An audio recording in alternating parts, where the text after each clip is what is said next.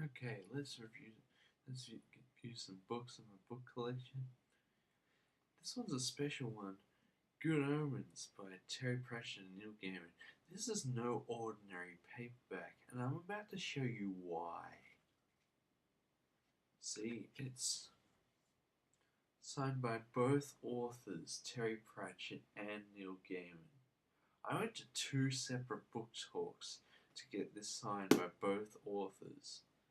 I went to two separate book talks, and I actually planned meticulously how to do this in order to get Good Omens signed by both authors.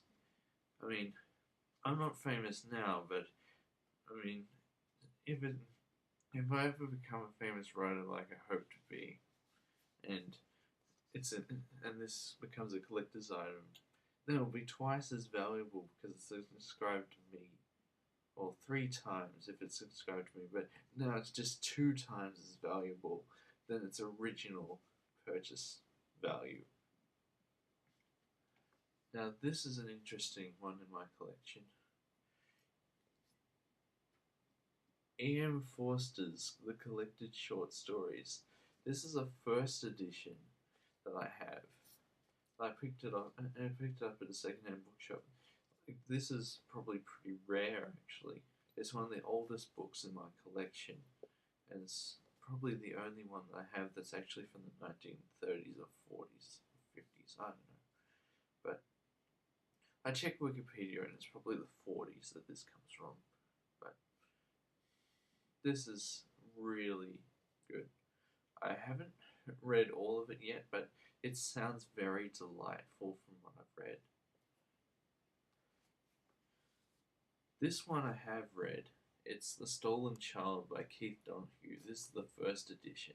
I really like books about changelings because like in the Middle Ages, they used to mistake changelings for people with autistic spectrum, like I have. I've been diagnosed with a doctor with this, so don't flame me about this, but changelings have a special place in my heart because they're sort of based on an excuse the Middle Ages people had for the reason why their children had autism.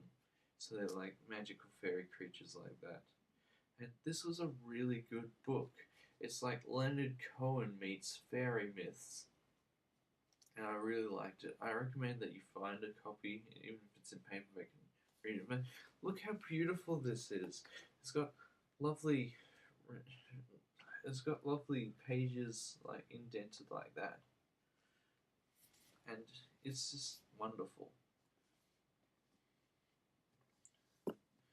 Next, you've got The Graveyard Book by Neil Gaiman. I've got the Chris Riddle illustrated edition in hardcover, and it's got some illustrations like that. I really liked this book. It's one of Neil Gaiman's best in years, and it's a children's book, but it's really dark, as children's books used to be. It's like, if you thought Harry Potter was dark, it's like, this opens with a child's entire family being murdered with a knife. And it's still a brilliant book. And it's probably one of my favorite Neil Gaiman books ever. This one I picked up yesterday. It's Under the Dome first edition, but it's a bit, you can't see it very well, but it's a bit dirtied up because when I was doing my photo shoot outside for my university art school project, I was going to arrange books in the town. Mom was like, why don't you put them on a ladder? It look more interesting. I was like, no, Mom, it will fall over and it will get dirty in the rain, the rain-soaked tiles outside. You never listen to me. No, there's reasons why I don't want to do that. But anyway, my first edition of Under the Dome got dirty because of the fact because my mother forced me to do my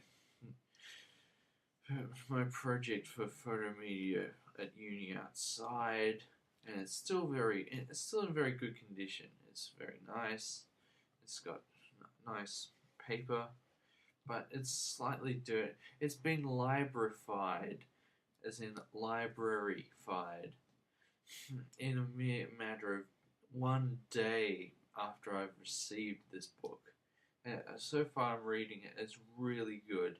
It's not what I expected from Stephen King at all, but it's like this sprawling book that takes place inside this mysterious dome that's covering the whole town. It's a really interesting psychological study. Anyway, that's my book collection part one. I'll probably come up with some extra books next. It's really early in the morning now, and I should probably eat my breakfast and shave a little. I should probably trim this, but I'm trying to grow it out with this mustache. I do go to art school, so an ironic mustache is a must. Anyway, see you.